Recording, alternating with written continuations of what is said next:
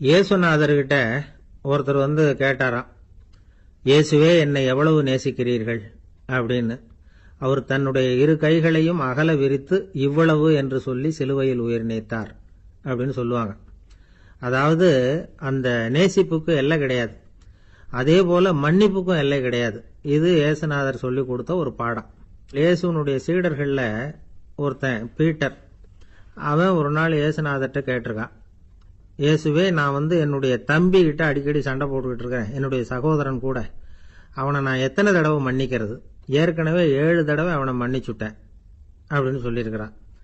அப்போ இயேசு சொன்னாராம், மன்னிக்கிறதுக்கு எத்தனை தடவைங்கிற கணக்கெல்லாம் கிடையாது, எத்தனை தடவை உன்னுடைய சகோதரன் உன்னை கோபப்படுத்துகிறானோ அத்தனை தடவை நீ மன்னிக்கிறதுக்கும் தயாரா இருக்கணும், அதுதான் அப்படின்னு சொன்னாராம். அப்போ இவனுக்கு ஒன்றும் புரியல, இது என்ன அவன் தப்பு பண்ணிக்கிட்டே இருப்பான், நாம மன்னிச்சுக்கிட்டே இருக்கிறதா அப்படிங்கிறது மாதிரி குழப்பமா இருந்திருக்கிறான். அப்போ இயேசுநாதர் தன்னுடைய சீடன் பீட்டர் கிட்ட ஒரு கதை சொன்னாராம். அந்த கதை இன்றைக்கு நாம எல்லாரும் சிந்தித்து பார்க்க வேண்டிய ஒரு கதை. அதாவது மன்னிப்பை விரும்புகிறவர்கள் மன்னிக்கவும் தயாராக இருக்க வேண்டும் அப்படிங்கிறது தான் அந்த கதையினுடைய தத்துவம். அந்த இயேசுநாதர் சொன்ன கதை என்னன்னா, ஒரு மன்னர் இருந்தார். அவர் ஒரு நாள் அரண்மனையில் உட்காந்து கணக்கு வழக்குகள்லாம் பார்த்துக்கிட்டு இருந்தார். நம்ம அரண்மனையிலிருந்து யார் யார் அரசாங்க கடன் வாங்கியிருக்கிறாங்க, யார் யார் திருப்பி செலுத்தி இருக்கிறாங்க அப்படிங்கிற விவரத்தையெல்லாம் பார்த்துக்கிட்டு இருந்தார். அப்போதான் புரிஞ்சுது, அந்த அரண்மனையில் வேலை செய்கிற ஒருத்தனே அரசாங்க கடன் வாங்கியிருக்கிறான். எவ்வளவு? 10,000 பொற்காசுகள் வாங்கியிருக்கான் கடன். இந்த 10,000 பொற்காசுகளை திருப்பி செலுத்தலை அரசாங்கத்துக்கு. இது மன்னர் கவனத்துக்கு வந்தது. உடனே நம்ம அரண்மனையில் இருக்கிறவனே அரசு கடன் வாங்கி திருப்பி செலுத்தாம இருக்கான், அவனை கூப்பிட்டு வாங்கன்னு சொல்லி கூப்பிட்டுட்டு வந்தாங்களாம். விசாரிச்சிருக்கிறாங்க, என்னப்பா நீ எவ்வளவு ஒன்று? ஆமாங்க 10,000 பொற்காசுகள் வாங்கியிருக்கிறேன், இன்னும் திருப்பி கட்டலைன்றான்.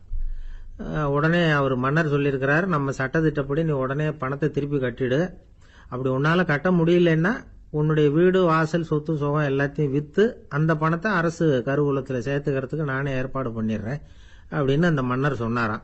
இவன் அப்படியே அதிர்ச்சி ஆயிட்டான், அப்படியே பொத்துன்னு காலில் விழுந்தானா. மன்னா என்னை மன்னிச்சுங்க, என்னால் முடியல, எனக்கு மன்னிப்பு கொடுங்க அப்படின்னு இருக்கான். உடனே அவர் எழுந்திருச்சு, சரி நீ மன்னிப்பு கேட்டுவிட்ட, அதனால உன்னை மன்னிக்கிறேன், நீ பணம் கட்ட வேண்டாம் அப்படின்னு சொல்லி அந்த மன்னர் அவனை விட்டுட்டாராம். பணத்தையும் தள்ளுபடி பண்ணிட்டார், நீ திருப்பி கட்ட வேண்டான்னு. இவனுக்கு ரொம்ப மகிழ்ச்சி, அதனால ரொம்ப உல்லாசமா வந்துகிட்டு இருக்கிறான். தெருவில் வந்துகிட்டு இருக்கிறப்ப இவங்கிட்ட கடன் வாங்கின ஒருத்தன் எதுக்கு வந்துகிட்டு இருக்கான். அவன் இவங்கிட்ட ஒரு 100 பொற்காசுகள் கடன் வாங்கியிருக்கான். அவன் வந்தான், இவன் போய் அவன் சாட்டையை பிடிச்சிக்கிட்டான், நீ எப்படா என் கடனை திருப்பி கொடுக்க போறேன்னு. அவன் இப்போ முடியல, கொஞ்சம் பொறுத்துக்கா, அப்புறம் தாரேன் இருக்கான். அதெல்லாம் முடியாது, நீ கொடுத்துதான் ஆகணும் அப்படின்னு இவன் புடிவமா சொல்றான். இப்ப நிலைமையை பாருங்க, இவன் ஏற்கனவே 10,000 பொற்காசுகள் அரசாங்கத்துல கடன் வாங்கினா அதுக்கு மன்னிச்சு விட்டுட்டார் இவனை. ஆனா இவன் இன்னொருத்தனை மன்னிக்கிறதுக்கு தயாரா இல்ல. இவங்கிட்ட கடன் வாங்கின இன்னொருத்தன் 10 பொற்காசுகள், அவனை மன்னிக்க தயாரா இல்ல. அவனை கொண்டு போய் நீதிமன்றத்தில் கொண்டு போய் நிறுத்தி தண்டனை வாங்கி கொடுத்துட்டான். நீதிபதி என்ன சொன்னாரு, அந்த இவன் வாங்கின பொற்காசுகளை திருப்பி கட்டுற வரைக்கும் ஜெயிலில் இருக்கணுங்கிறது தீர்ப்பு. ஆனா உடனே அரசர் காதுல விழுந்தது. சொல்லிட்டாங்க, உங்ககிட்ட மன்னிப்பு வாங்கிட்டு போனானே ஒருத்தன், அவன் இன்னொருத்தனை மன்னிக்கிறதுக்கு தயாரா இல்ல, அவனை கொண்டு போய் ஜெயிலில் அடைச்சுட்டான் அப்படின்னு. உடனே மன்னர் பார்த்தார், இவனை மறுபடியும் கூப்பிட்டு வர சொன்னார். தபாரப்பா, நான் உன்னை மன்னிச்சு விட்டேன், ஆனா நீ இன்னொருத்தனை மன்னிக்கிறதுக்கு தயாரா இல்ல, அதனால என்னுடைய தீர்ப்பையும் மாத்துறேன், நீயும் அரசு கடன் தீர்ற வரைக்கும் ஜெயிலில் தான் இருக்கணும் அப்படின்னு சொல்லி ஜெயிலுக்கு அனுப்பிச்சுட்டாராம். இப்படி ஒரு கதையை இயேசுநாதர் தன்னுடைய சீடருக்கு சொன்னதாக ஒரு வரலாறு. அது என்ன, அதுல இருந்து நாம புரிந்து கொள்ள வேண்டியதுன்னா, நாம மன்னிக்கப்படணும்னு நாம விரும்புறோம்னா நாம இன்னொருத்தரை மன்னிக்கிறதுக்கு தயாரா இருக்கணும். அதனால நாம இன்னொருத்தரை யாரையும் மன்னிக்க மாட்டோம், ஆனா என்ன இன்னொருத்தர் மன்னிக்கணும் அப்படிங்கறது மாதிரி செய்யக்கூடாதுன்னு சொல்லுவாங்க. அது மாதிரி நாம இப்ப இது தப்பா புரிஞ்சுக்கிறவங்களும் இருக்கிறாங்க. பாவம் மன்னிப்புங்கிறதுலாம் எதுக்குன்னா, அதாவது மறுபடியும் பாவம் செய்யாம இருக்கிறதுக்காக தான். அதான் மன்னிக்கிறாரே அப்படிங்கிறதுக்காக மறுபடியும் பாவம் பண்ணிட்டு இருக்கிறது இல்லை. அதான் ஒருத்தர் கேட்டாராம், பாவத்திலிருந்து மன்னிப்பு கிடைக்கணும்னா நீ என்ன செய்யணும் அப்படின்னு கேட்டிருக்காரு. அதுக்கு அவன் சொல்லியிருக்கிறான், நான் முதல்ல பாவம் செய்யணும், அப்பதானே மன்னிப்பு கிடைக்கும் அப்படின்னு. நானா இப்படிப்பட்டவர்கள் தான் இன்னைக்கு உலகத்தில் அதிகமா இருக்கிறாங்க. அதனால இந்த மன்னிப்பின் மகத்துவம்ங்கிறது இயேசுநாதர்ட்ட இருந்து தான் நாம புரிஞ்சுக்கணும். அந்த இயேசு சொன்ன அந்த மன்னிக்கிற மனோபாவம் இருந்தால் இன்னைக்கு உலகம் பூராவும் அமைதி பூங்காவாக இருக்கும். அதுல ஒன்றும் ஆச்சரியமே இல்லை, அதுல ஒன்றும் சந்தேகமும் இல்லை. அதனால மன்னிக்கிற மனோபாவத்தை நாம எல்லாரும் நமக்குள்ளே வளர்த்து கொள்ள வேண்டும் அப்படிங்கிறது தான் நாம இன்றைக்கு எல்லோரும் சிந்தித்து பார்க்க வேண்டிய ஒரு செய்தி. ஊருக்கு வெளியில அமைதியான ஒரு இடம், அங்க ஒரு ஆசிரமம், அங்க ஒரு சாமியார். அவர் தினமும் நல்ல போதனைகள்லாம் செய்வார். பல பேர் போய் அங்கேயே சில நாள் தங்கி இருந்து அவர் சொல்ற அறிவுரைகளை எல்லாம் கேட்டுக்கிட்டு வர்றது வழக்கம். ஒரு தடவை அவரை பார்த்துட்டு போறதுக்காக 3 வெளியூர் தம்பதிகள் வந்தாங்களாம். அந்த மடத்திலேயே சாப்பிட்டுக்கிட்டு தங்கி இருந்து அவங்களுடைய போதனைகளை கேட்டுக்கிட்டு போகணுங்கிறது அவங்க நோக்கம். காலையில குளிச்சுட்டு பூஜையில உட்கார்ந்தார் அந்த சுவாமி. இவங்களும் குளிச்சுட்டு அந்த பூஜையை பார்க்கறதுக்காக அவர் முன்னாடி வந்து உட்கார்ந்தாங்க. பூஜை ஆரம்பமாச்சு. சம்பிரதாயப்படி அது ரொம்ப நேரம் நடந்துக்கிட்டே இருக்குது. இவங்களுக்கு நல்ல பசி இருந்தாலும் இந்த நேரத்தில் அதை எப்படி வெளியில் காட்டிக்கிறது? பேசாமல் இருந்தாங்க. அந்த சுவாமி பூஜையை முடித்தார். அதுக்கப்புறம் பேச ஆரம்பித்தார். பேச்சு அருமையாக தான் இருந்தது, அமிர்தமாக தான் இருந்தது. இருந்தாலும் இவங்களுக்கு இருக்கிற வயிற்று பசி அது சரியாக கவனிக்க விடலை. அந்த சுவாமியே இதை கவனிச்சதா தெரியல. இவங்களுக்கு மனசுக்குள்ள ஒரு எண்ணம், உள்ள சாப்பாடு தயாராகிட்டு இருக்கும் போல இருக்கு, இந்த பேச்சு முடிஞ்சது நம்மளை உள்ளே அழைச்சிட்டு போய் சாப்பாடு போடுவாங்கன்னு நினைக்கிறோம் அப்படின்னு இவங்களாம் நினச்சிக்கிட்டாங்க. ஆனால் சுவாமி இதை பற்றி எதுவுமே பேசலை, கண்டுக்கலை. ஒரு அம்மாவால் அதுக்கு மேலே சும்மா இருக்க முடியுமா? முடியல. சாப்பாட்டை கவனிக்கலாமா அப்படின்னு சொல்லி மெதுவாக ஆரம்பித்தாங்க. கவனிக்கலாமே அப்படின்னு உள்ளே அழைச்சிட்டு போனார் சுவாமி. இவங்க ரொம்ப அவசரமாக எழுந்திருச்சு உள்ளே ஓடினாங்க. அங்கே ஒரு மேஜை மேலே ஒரு கிண்ணம் மூடி இருந்தது. இதுதான் சாப்பாட்டு மேஜை போல இருக்கு, இங்கே சாப்பாடு வந்துடும் அப்படின்னு நினச்சாங்க. உடனே போய் சுற்றி உட்காந்துக்கிட்டாங்க. சுவாமி அந்த கிண்ணத்தை எடுத்து அந்த அம்மா கிட்ட கொடுத்தார். அவங்க அதை வாங்கி மூடியை திறந்து பார்க்குறாங்க. உள்ளே ஒரு சாவி இருக்குது. சரிதான், இது சமையலறை சாவி போல இருக்கு. அங்கே போய் அதை திறந்து சாப்பாட்டை நாமே எடுத்துக்கிட்டு வந்து இங்கே வச்சுக்கிட்டு சாப்பிடணும் போல இருக்கு அப்படின்னு நினச்சாங்க. சாவி இருக்கு இல்லையா, வாங்க பூட்டு நிறையா காட்டுறேன் அப்படின்னு சுவாமி அவங்கள அழைச்சிட்டு போனார், காட்டினார். இவங்க அந்த அறையை ரொம்ப அவளோட திறந்தாங்க. உள்ளே பார்த்தா அங்கே அரிசி, பருப்பு, விதவிதமான காய்கறி எல்லாம் இருக்குது. சமையலுக்கு வேண்டிய மிளகாய், எண்ணெய், பால், தயிர், நெய் இப்படி எல்லாமே இருக்குது. அடுப்பு, விறகு, நெருப்பு போட்டி அது கூட அங்கே இருக்குது. சாப்பாடு தயாராக இருக்கும்னு நினச்சிக்கிட்டு போனால் இப்படி இருக்குதே அப்படின்னு சொல்லி அதை பார்த்ததும் ரொம்ப சோர்ந்து போட்டாங்க அவங்க. சுவாமி, என்ன இது சாப்பாடு இல்லையா அப்படின்னாங்க. அதுதான் சாப்பாட்டுக்கு வேண்டிய எல்லாம் இங்கே இருக்குதே. அடுப்பு மூட்டி நீங்கள் தான் அவங்கவுங்க ருசிக்கு தகுந்த மாதிரி சமைச்சிக்கணும். இந்த சன்னியாசிக்கு எப்படி சமைக்க தெரியும் அப்படின்னு கேட்டார் சுவாமி. சாப்பாடு தயாராக இருக்கும்னு நாங்கள் எதிர்பார்த்தோம் அப்படின்னாங்க. நீங்கள் இப்படி சொல்லுவீங்கன்னு நானும் எதிர்பார்த்தேன். இது வரைக்கும் நான் எவ்வளவோ தத்துவம்லாம் எடுத்து சொன்னேன். எல்லாத்தையும் விட இதுதான் அனுபவபூர்வமான தத்துவம். ஆண்டவன் நமக்கு நல்ல மனசை கொடுத்துருக்கிறான், நல்ல வாய்ப்புகளையும் தந்திருக்கிறான், அதையெல்லாம் பயன்படுத்திக்கக்கூடிய மூளையையும் சிந்தனையையும் கொடுத்துருக்குறான். அதனால் அடுப்பை தான் நீங்கள் மூட்டணும். அடுப்பை நீங்கள் தான் மூட்டணும். உங்களுக்கு உகந்ததை நீங்கள் தான் சமைச்சு ருசித்து அனுபவிக்கணும். ஆண்டவனே அதை செஞ்சுக்கிட்டு இருக்க மாட்டான் அப்படின்னாராம் அந்த சுவாமி. நம்முடைய வாழ்க்கையில் பல நல்ல பலன்களை பெறறதுக்கு நாம் தான் முயற்சி பண்ணணும். அதுக்குரிய சூழ்நிலையை தான் ஆண்டவன் கொடுப்பானே தவிர அதை விளக்கறதுக்காக தான் அந்த சுவாமி அப்படி செஞ்சு காட்டியிருக்கிறார். இது ஒரு பெரியவர் இப்படி ஒரு விளக்கம் கொடுத்தார். அதுக்கப்புறம் அந்த 3 தம்பதிகளும் தெளிவடைஞ்சுட்டாங்களாம். நாம் தெளிவடைகிறது எப்போங்கிறது தான் தெரியல அப்படின்னு பல பேர் இதை கேட்டுட்டு சொல்லிகிட்டு இருக்கிறாங்க. இந்த கதையை நம்முடைய நண்பர் ஒருத்தர்கிட்ட சொன்னேன். அந்த நண்பர் ரொம்ப சந்தோஷப்பட்டார். நீங்கள் சொல்கிறது கரெக்டு சார், ஆனால் நான் அதை விட ஒரு படி மேலே சார். எனக்கெல்லாம் அரிசி, பருப்பு இருக்கிற ரூம் எதுன்னு கையை காட்டிட்டா போதும். உடனே கிண்ணத்துலேருந்து சாவியை எடுத்து கொடுக்கணுங்கிற அவசியம்லாம் இல்லை எனக்கு. அப்புறம் எப்படி ரூமை திறந்துருவீங்க அப்படின்னு கேட்டேன். பூட்டை உடைச்சி திறந்துருவேன், அதுதான் எனக்கு பழக்கம் அப்படிங்கிறார். ஒருத்தர் ரொம்பவும் மகிழ்ச்சியாக வந்துக்கிட்டு இருந்தார். என்ன விஷயம்னு விசாரித்தேன். நான் தோற்று போயிட்டேன், அதுதான் மனசுக்கு மகிழ்ச்சியாக இருக்குது அப்படின்னார். எனக்கு இது ரொம்ப ஆச்சரியமாக போச்சு. இந்த உலகத்தில் தோற்று போகிறவங்க யாரும் மகிழ்ச்சியாக இருக்கிறது இல்லை. அப்படி இருக்கிறப்ப இவர் இப்படி சொல்கிறாரே, எங்கே தோற்று போனீங்கன்னு கேட்டேன். அதுக்கப்புறம் தான் அவர் விவரமாக சொன்னார். என்னோட 5 வயசு குழந்தையோட நான் விளையாடிக்கிட்டு இருந்தேன். அந்த விளையாட்டில் என் குழந்தை ஜெயிச்சுட்டுது, நான் தோற்று போயிட்டேன் அப்படின்னார் ரொம்ப உற்சாகமாக. நான் யோசித்து பார்த்தேன். அதாவது நாம் சின்ன குழந்தையா இருக்கிறப்போ எந்த விளையாட்டில் கலந்துக்கிட்டாலும் அதில் நாம தான் ஜெயிக்கணும்னு ஒரு வெறி நமக்குள்ளே இருக்கும். நம்மளை எதிர்த்து விளையாடுறவர் நல்லவரா கெட்டவரா, பெரியவரா சின்னவரா அப்படிங்கிறதெல்லாம் முக்கியம் கிடையாது. அவர் தோற்று போகணும், நாம் ஜெயிக்கணும், அதுதான் முக்கியம். எதிரியை சந்தோஷப்படுத்த விளையாடுகிற கலை அப்போ நமக்கு தெரியறதில்ல. வாழ்க்கையில் ஒரு பக்குவம் வந்ததுக்கு அப்புறம் வெற்றி பெறணுங்கிற மன அழுத்தம் போயிடுது. போட்டியில் ஜெயிக்கணுங்கிறத விட குழந்தைய சந்தோஷப்படுத்தணுங்கிறது முக்கியமாக போச்சு. ஜெயிக்கணுங்கிற வெறி ஓடி போட்டுது. ஒரு குழந்தையா இருந்தப்போ நம்ம வளர்ச்சிக்கு உதவிய வெறி பெரியவனானதுக்கு பிறகு நமக்கு எதிரியா மாறுது. அதை சரியான சமயத்தில் நாம் புரிஞ்சுக்கிட்டோம்னா போதும், நாம பொழைச்சிக்கலாம். ஒவ்வொரு மனுஷனுமே வாழ்க்கையோட அடுத்த கட்ட வளர்ச்சியில் அடி எடுத்து வைக்கிற நேரத்தில் தன்கிட்ட இருந்து ஏதோ ஒரு குணத்தை அல்லது தன் குணம் இருந்த ஏதோ ஒரு உறவை நாம் இழக்கத்தான் வேண்டியிருக்குது. ஒரு கட்டம் வரைக்கும் உதவியா இருந்த குணம் அடுத்த கட்டத்துக்கு தடையா கூட மாறிடலாம். இந்த பரிமாண மாற்றத்துக்கு உள்ளாகிற ஒவ்வொருத்தரும் பிரத்யட்சமா இதை உணர்றாங்க. ஆனா பல பேர் எப்படின்னா பழசை திறந்துட்டு புதிய கொள்கைகளை உருவாக்கிக்கிறதுக்கு இஷ்டம் இல்லாம இருந்துடுறாங்க, அல்லது அப்படி செய்ய முடியாம தவிக்கிறாங்க.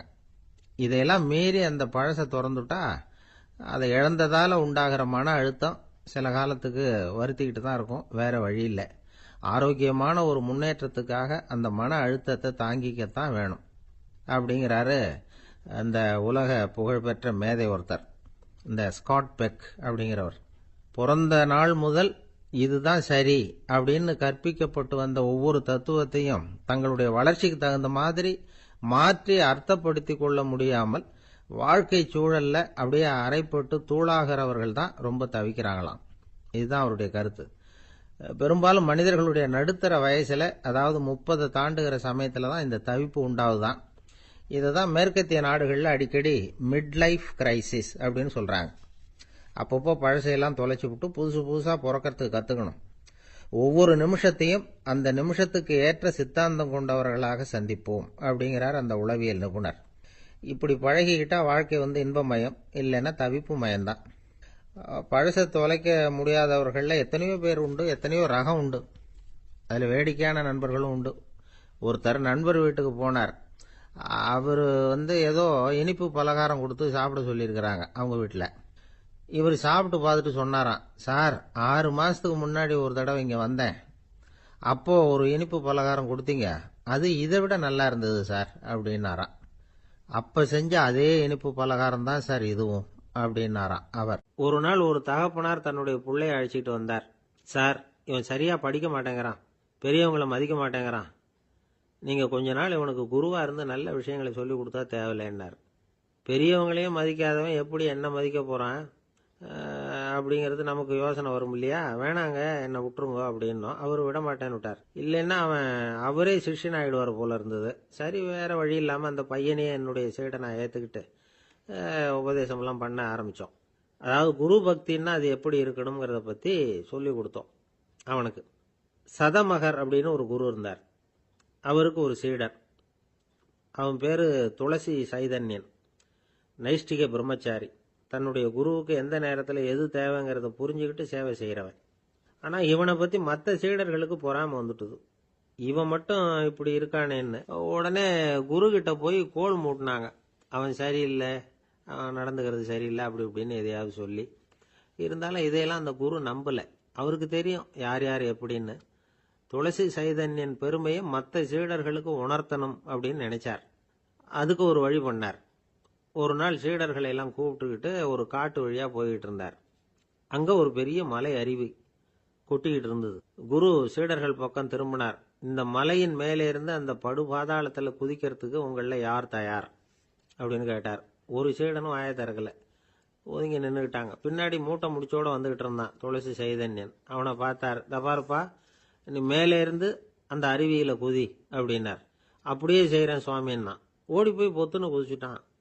அடுத்த கணமே குருநாதர் தன்னுடைய யோக சக்தியால பறந்து போய் அவன் கீழே விழுந்துடாம தாங்கி பிடிச்சி கொண்டுகிட்டு வந்துட்டார். மற்ற சீடர்களுக்கெல்லாம் ஒரு மாதிரி ஆயிட்டுது. அடுத்தபடியா என்ன பண்ணலாம்னு யோசிச்சாங்க இவனை மாட்டி விடுறதுக்கு. ஒரு நாள் வெத்தலை அடிக்கிற ஒரு சின்ன உரலையும் உலக்கையையும் எடுத்து ஒளிய வச்சுட்டாங்க. சதமகர் சன்னியாசி இல்லை, அவர் வெத்தலை போடுவார். பல்லு சரியில்லை, அதனால இடிச்சுதான் வெத்தலையை போடணும். திடீர்னு வெத்தலை பாக்கு கேட்டார். வழக்கமா உரல்ல இடிச்சு தர்றது தான் துளசியின் பழக்கம். உரலை தேடினா கிடைக்கல, என்ன பண்றது? குரு கேட்டுவிட்டார. குரு சேவை தானே முக்கியம். என்ன பண்ணா வெத்தலை பாக்க தன்னுடைய வாயில போட்டு முன்னு அதை எடுத்து அவர்கிட்ட கொடுத்துட்டான். குரு எதையோ படிச்சுக்கிட்டே அதை வாங்கி வாயில போட்டுக்கிட்டார். துளசி, இன்னைக்கு தாம்பூலம் நல்லா அடிக்கப்பட்டிருக்கு, ருசியா வேற இருக்கு, அதை இடிச்ச பாத்திரத்தை என் கண்ணால பார்க்கணும்னு ஆசையா இருக்குன்னுட்டார். அதை மட்டும் அனுப்பி போய் நீ வர வேண்டான்னு வேற சொல்லிவிட்டார். இதை கேட்டதும் துளசி தவிச்சு போயிட்டான். இவன் போகாம எப்படி வாயை மட்டும் அனுப்பி வைக்க முடியும்? இவன் தவிக்கிறத பார்த்ததும் மற்ற சீடர்களுக்கெல்லாம் மனசுக்குள்ள ரொம்ப சந்தோஷம். துளசி கொஞ்சமும் யோசிக்கல. வாழை எடுத்தான், தன்னுடைய தலையவே அப்படியே அறுத்து வெட்டி எடுத்தான். இன்னொரு சீடங்கிட்ட கொடுத்துட்டான், எடுத்துட்டு போன்னு சொல்லி. கொண்டுட்டு போய் குரு முன்னாடி வைக்கிறாங்க. அந்த தலையில வாய் திறந்திருக்கு, வெத்தலை போட்டு முன்னு இருந்தது, தெரிஞ்சு போச்சு, சிவப்பா இருந்தது. அவனுடைய குரு பக்தியை இப்ப எல்லாரும் ஒத்துக்கிட்டாங்க. அதுக்கப்புறம் குரு சதமகர் தன்னுடைய அற்புத திறமையினால அந்த தலையை மறுபடியும் ஒட்ட வச்சுட்டார். துளசிக்கு உயிர் வந்துட்டுது. இப்படி ஒரு பெரிய கதை உண்டு. அதாவது துளசி சைதன்யன் அவனுடைய குரு பக்தி எப்படி அப்படின்னு கேட்டோம். ரொம்ப அபாரம் அப்படின்னு அந்த பையன் அடக்கமா, சும்மா விளையாட்டுக்காக தான் அப்படி அவங்ககிட்ட கேட்டோம். ஏன்பா உன்னுடைய குரு பக்தியை என்கிட்ட காட்டுறதுக்கு உன்னோட கழுத்தை நீயே அறுக்கணும்னு நான் சொன்னா அதை நீ செய்வியா அப்படின்னு கேட்டோம். என்னுடைய கழுத்தை நானே அறுக்க வேண்டிய அவசியம் இல்லை சார் அப்படின்னா அவன். ஏண்டான்னு, அதே காரியத்தை தான் இனிமே நீங்க தினமும் செய்ய போறீங்களே சார் அப்படிங்கிறான். ஐயா, என்னுடைய நூல் வெளியீட்டு விழாவுக்கு அவசியம் நீங்க வரணும் அப்படின்னு கூப்பிட்டார் ஒருத்தர். எப்போ வரணும்னு கேட்டேன். அடுத்த வாரம்னார். சரி, புத்தகம் தயாராகிட்டுதா அப்படின்னு. நாளைக்கு தான் அச்சிக்க கொடுக்க போறேன்னார். என்னங்க இது, புத்தகம் அச்சிடுறதுக்கு முன்னாடியே அழைப்புதழை அச்சடிச்சு விட்டீங்களே அப்படின்னு கேட்டேன். அதனால என்னங்க, அந்த காலம் மாதிரியா போடலாம். அச்சுக்கலை எவ்வளவோ முன்னேறியாச்சுங்க. Linotype, monotype, phototype, laser, இப்படி என்னென்னமோ வந்தாச்சு. இன்னைக்கு கொடுத்தா நாளைக்கே புத்தகம் தயார் அப்படின்னார். இப்படி இந்த அளவுக்கு முன்னேறி இருக்கிற இந்த அச்சுக்கலை ஆரம்பத்தில் எப்படி இருந்தது தெரியுமா? அந்த காலத்தில் காகிதம்னா என்னன்னே தெரியாது. அப்படி ஒன்று கண்டுபிடிக்கப்படவே இல்லை. அப்போல்லாம் எதையாவது ஒன்று எழுதணும்னா அதுக்கு ஆட்டு தோலை தான் பயன்படுத்தி இருக்கிறாங்க. கண்ணுக்குட்டி தோல் கூட அதுக்கு உபயோகப்பட்டு தான். ஐரோப்பாவில் இருந்த பாதிரியார்கள் தோலில் எழுதப்பட்ட புத்தகத்தை தயாரிக்கிறதுல ரொம்ப கெட்டிக்காரங்களாம். எகிப்து, அப்புறம் மத்திய தரைக்கடல் ஓரத்தில் உள்ள நாடுகள், இங்கெல்லாம் தோல் தான் எழுது பொருளாக பயன்பட்டு வந்திருக்குது. ஆனால் நம்ம நாட்டில் ஓலைச்சுவடிகளை எழுத்துக்கு பயன்படுத்தி இருக்கிறாங்க. எழுதுறதுக்கு தோலை பயன்படுத்தினவங்க பிறகு பேப்பரைஸ் அப்படிங்கிற கோரை புல்லை அதுக்கு பயன்படுத்தினாங்களாம். இதெல்லாம் அப்படி கொஞ்சம் கொஞ்சமாக கண்டுபிடிச்சிட்டு வந்திருக்கிறாங்க. அந்த புல்லை கச்சிதமாக நறுக்க வேண்டியது, நல்லா பதப்படுத்த வேண்டியது, அதுக்கப்புறம் அதில் எழுத வேண்டியது, அவ்வளவுதான். பேப்பருங்கிற சொல்லே இந்த பேப்பைரஸ் அப்படிங்கிறதுலேருந்து வந்தது தான். அதுக்கப்புறம் தான் காகிதம் வந்தது. இதை முதல்ல சீன நாட்டில் தான் கண்டுபிடிச்சாங்க. அது வந்த பிறகு அச்சு எந்திரம் கண்டுபிடிக்க வேண்டிய அவசியம் ஏற்பட்டது. அதை கண்டுபிடிச்சவர் ஜெர்மானிய அறிவியல் அறிஞர் ஜான் கூட்டன்பர்க். அச்சு கலைக்கு அடித்தளம் அமைச்சவர் அவர் தான். ஜெர்மனியில் மெயின்ஸ் அப்படிங்கிற ஊரில் 1399 பிறந்தார். அவரோட மாமன் ஒருத்தர் உலோக வேலையில் வல்லவர். அவர்கிட்ட இந்த வேலையை கற்றுக்கிட்டார்.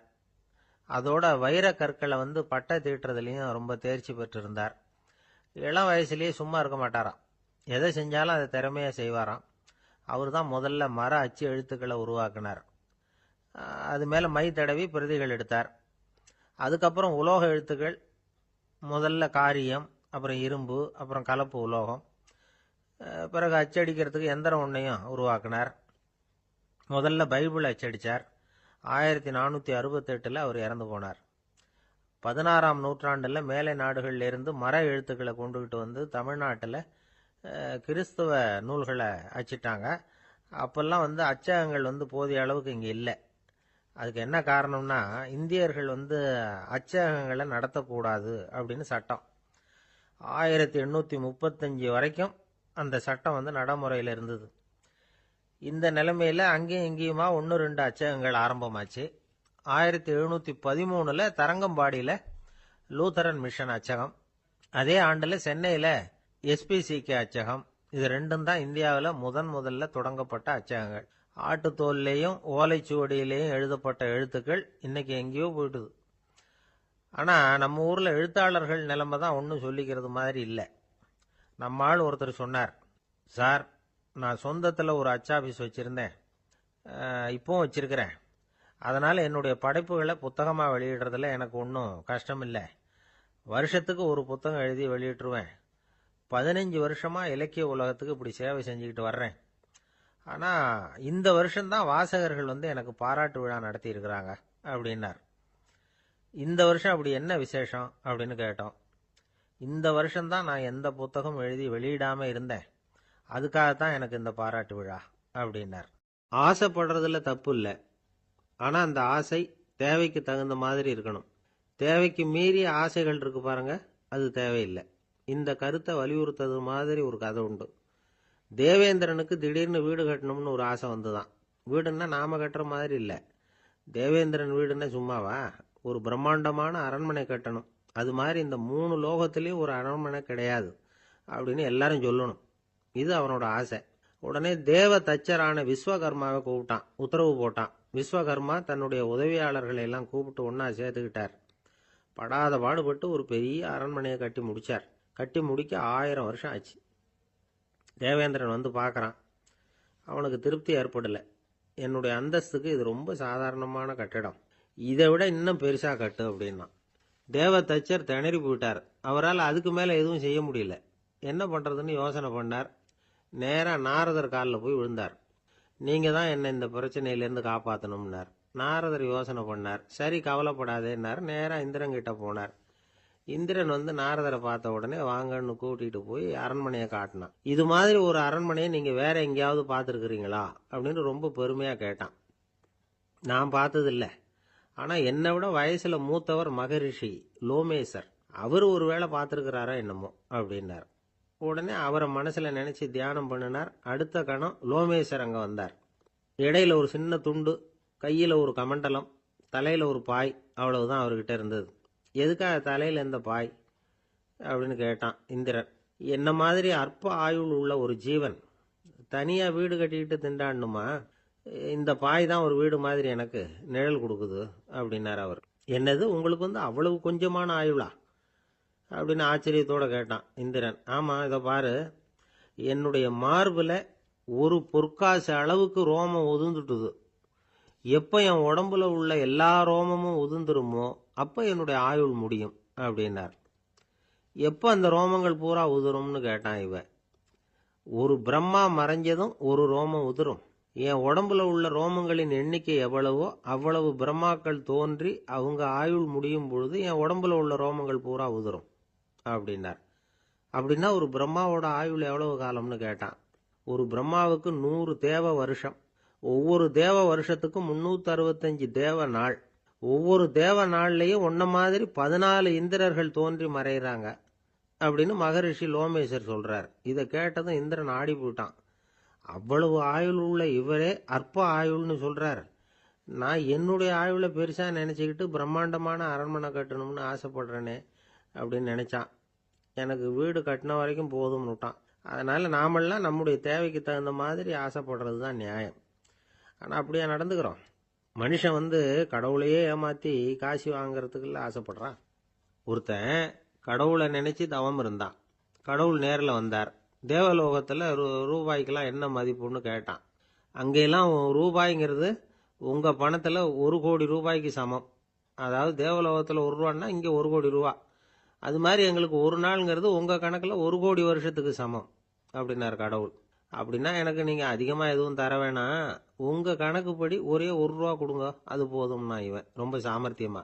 கடவுள் யோசனை பண்ணார். அது ஒன்றும் கஷ்டம் இல்லை, 1 ரூபா தானே கேட்குற, கொடுத்துட்றேன். ஆனா இப்போ வரும்பொழுது நான் எடுத்துக்கிட்டு வரல, எங்க கணக்குப்படியே 1 நாள் பொறுத்துக்க பணத்தோட வந்துடுறேன் அப்படின்னு சொல்லிவிட்டு பறந்து போயிட்டார். ஒரு நண்பர் இருக்கார். எப்ப பார்த்தாலும் கையில ஒரு புத்தகம் இருக்கும். புத்தகம் இல்லாம எங்கேயும் புறப்பட மாட்டார். எதுக்காக இப்படி எடுத்துட்டு போறீங்க அப்படின்னு கேட்டா, எனக்கு இது ஒரு நல்ல நண்பன் மாதிரி, இந்த காலத்துல எங்க போனாலும் காத்திருக்க வேண்டியிருக்கு, அது மாதிரி சமயத்துல நான் வந்து நண்பன் கூட பேசிக்கிட்டு இருப்பேன் அப்படின்பாரான். ஒருத்தர் ஒரு பெரிய அரச பதவியில் இருந்தார். அவர் பதவியிலிருந்து இறங்க வேண்டிய சூழ்நிலை. அரசு கொடுத்திருந்த வீட்டை விட்டுட்டு வெளியில வர்றார். வரும்பொழுது 2 கையிலையும் 2 பெட்டியை எடுத்துக்கிட்டு வந்தாராம். சார், உங்களுடைய உடைமைகள் அப்படின்னு கேட்குறாங்க அங்க இருந்த ஊழியர்கள். இவர் தன்னுடைய கையில இருக்கிற பெட்டியை காட்டி, இதுதான் என்னுடைய சொத்து அப்படின்னாராம். ஒரு பெட்டியில அவருடைய உடைகள், இன்னொரு பெட்டியில அவர் விரும்பி படிக்கிற புத்தகங்கள், அவ்வளவுதான். இதுதான் இருந்துதான். புத்தகம் படிக்கிறது வந்து மனசுக்கு நல்லதுங்கிறது நமக்கு தெரியும். புத்தக வாசிப்பு வந்து உடம்புக்கும் நல்லதுங்கிறாங்க. அது நமக்கு ஆச்சரியமா தான் இருக்குது. ஒரு நபர் ஒரு வருஷத்துல சராசரியா 2000 பக்கங்களை படிச்சிருக்கணுமா, யுனெஸ்கோ பரிந்துரை. ஆனா நம்ம நாட்டில் நாம சராசரியா படிக்கிறது 32 பக்கங்கள், அவ்வளவுதான். இவ்வளவுக்கு நம்ம நாட்டில் 6000த்துக்கும் மேற்பட்ட நாளேடுகள், 2000த்துக்கும் மேற்பட்ட இதழ்கள், மலர்கள், இவ்வளவு இருந்தும் சரியா வரல. இந்த உலகத்துல முதல் நூலகம் எங்க எப்ப ஆரம்பமாச்சு தெரியுமா? கிமு 2500 ஆண்டுல அது ஆரம்பமாயிருக்குது. பாபிலோனியாவில் அமில் அணு அப்படிங்கிற அரசன் தான் நூலகத்தை உருவாக்கி இருக்கிறான். அப்பெல்லாம் தாள் கிடையாது, களிமண் தான். களிமண் பலகைகளில் எழுதி அது தொகுத்து அப்படியே நூலாக்கி அதை நூலகத்தில் வச்சிருப்பாங்களாம். அரசருடைய நூலகத்தில் 1000த்துக்கும் மேற்பட்ட நூல்கள் இருந்ததாக வரலாற்று குறிப்பு இருக்குது. அது மட்டும் இல்லை, அந்த நூலகத்தில் பொருள் வாரியா, அதாவது சப்ஜெக்ட் வாரியா புத்தகங்களை வகைப்படுத்தி வச்சிருந்தாங்களாம். அதில் மிச்சம் இருந்த ஒரு 25 களிமண் பலகை புத்தகங்கள் இன்னைக்கும் பிரிட்டிஷ் அருங்காட்சியகத்தில் இருக்குதான். அச்சு தாள் இதெல்லாம் ஏற்பட்டதுக்கு அப்புறம் அமைக்கப்பட்டது தான் பிரான்சில் இருக்கக்கூடிய பாரிஸ் நூலகம். 1480 பிரெஞ்சு மன்னர் 11ஆம் லூயி இந்த நூலகத்தை அமைச்சாராம். ஆனால் அப்பெல்லாம் அரசர்கள் மட்டும்தான் நூலகத்தை பயன்படுத்த முடியுமா. அதுக்கப்புறம் 17ஆம் நூற்றாண்டில் இந்த முறை மாறி பொதுமக்கள் அங்கே போகலாம், படிக்கலாம் அப்படிங்கிற நிலைமை வந்துதான். போட்லியன் நூலகம் அப்படின்னு அதுக்கு பேர், பாரிஸ் நகரத்தில் இருக்கு. அங்கதான் நூல்களின் பட்டியல் தயாரிப்பு பணி ஆரம்பமாச்சு. கல்வி வளர்ச்சியையும் நூலகத்தையும் இணைச்சவர் நெப்போலியன் போனபார்ட். முன்பணம் செலுத்தி புத்தகத்தை படிக்கிற முறையையும் அவர் தான் கொண்டுட்டு வந்தாராம். மக்கள்கிட்ட வசூலிக்கிற வரியின் ஒரு பகுதியை நூலகத்துக்கு பயன்படுத்தினவரும் அவர் தானா. நெப்போலியன் நூலகத்தில் உலகத்தில் உள்ள எல்லா மொழி நூல்களும் இருக்குதான். அங்கே ஒரு தமிழ் நூலும் இருந்திருக்குது. அது என்னன்னா கம்பராமாயணம். சோவியத் யூனியனுக்கு படையெடுத்து போனப்போ அங்கிருந்து லட்சக்கணக்கான புத்தகங்களை இந்த பனிச்சறுக்கு வாகனங்கள் இருக்குல்ல, அதில் கொண்டுகிட்டு வந்ததாக வரலாறு. அடுத்தபடியாக குறிப்பிட்டு சொல்லத்தக்க நூலகம் எதுன்னா பிரிட்டிஷ் நூலகம். மிக பழைய கையெழுத்து பிரதியெல்லாம் கூட அங்கே இருக்குது. 1753 ஆரம்பமாச்சு. அதில் உள்ள நூல்களை வரிசையாக அடுக்கினா 180 கிலோமீட்டர் நீளத்துக்கு வருமா. மிகப்பெரிய நூலகம் அமெரிக்க தலைநகர் வாஷிங்டனில் இருக்குதான். இந்தியாவை பொறுத்த வரைக்கும் பெரிய பழைய நூலகம் எதுன்னா கல்கத்தா நூலகம். எல்லா இந்திய மொழி நூல்களும் இங்கே உண்டு. மகாகவி பாரதியார் நடத்தின இந்தியாங்கிற இதழின் எல்லா பிரதிகளும் அங்கே பாதுகாப்பாக இருக்குது. படிக்கும் பழக்கம் இங்கே வளர வேண்டியிருக்குது. ஒருத்தர்கிட்ட ஒரு புஸ்தகத்தை கொடுத்து விமர்சனம் எழுத சொல்லியிருந்தாங்க. கொஞ்ச நாள் கழிச்சு அவரை போய் பார்த்து, என்னங்க புஸ்தகத்தை படித்து பார்த்தீங்களா அப்படின்னு கேட்டாங்களாம். இதுக்கு அவர் சொல்லியிருக்கிறார், இன்னும் நான் படித்து பார்க்கலிங்க, இப்போத்தானே விமர்சனமே எழுதி முடிச்சிருக்கிறேன், இனிமே தான் படிக்கணும் அப்படின்னாராம். ஒருத்தர் அவசரமாக போய்கிட்டு இருந்தார். எங்கே போய்கிட்டு இருக்கீங்க அப்படின்னு கேட்டார் ஒரு பெரியவர். கடைக்கு போகிறேன் சார், சாமான் வாங்கறதுக்கு அப்படின்னார். அங்கே போகிறதுக்கு முன்னாடி தெரிஞ்சிக்க வேண்டியதெல்லாம் தெரிஞ்சுக்கிட்டீங்களா அப்படின்னு கேட்டார் பெரியவர். கடைக்கு போய் காசை கொடுத்து ஒரு பொருளை வாங்கிட்டு வரப்போகிறோம், இதில் தெரிஞ்சிக்க வேண்டியது என்ன இருக்குது அப்படின்னார் அலட்சியமாக. இப்போ அந்த பெரியவர் பேச ஆரம்பித்தார். இந்த உலகத்தில் எந்த ஒரு செயலில் இறங்குறப்பவும் நாம் நல்லா ஆலோசனை பண்ண வேண்டிய விஷயம் 5 அப்படின்னார். உதாரணமாக, ஒருத்தன் கடைக்கு போய் ஏதோ ஒரு பொருளை வாங்கிட்டு வர போகிறான்னு வச்சுக்கங்களேன். அப்போ கூட அவன் 5 விஷயங்களை பற்றி தெரிஞ்சுக்க வேண்டியிருக்குது அப்படிங்கிறார் அவர். முதல்ல அந்த பொருள் எப்படிப்பட்டது அப்படிங்கிறத தெரிஞ்சுக்கணும். ரெண்டாவதா தன்னை பற்றியும் தெரிஞ்சுக்கணும். அப்போ தான் அந்த பொருள் தனக்கு தேவையா இல்லையா அப்படிங்கிறத புரிஞ்சுக்க முடியும். மூணாவதா தெரிஞ்சுக்க வேண்டியது ஒன்று இருக்கு.